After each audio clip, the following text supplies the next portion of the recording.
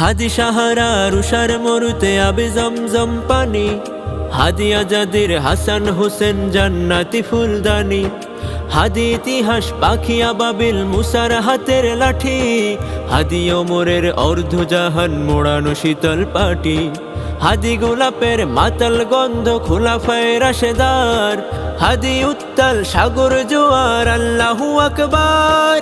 আবু বকরের সিদ্দিক থেকে আলোর ঝরনা এনে হাদি জেগেছিল তরুণ আলীর সাহসীর সুধা টেনে।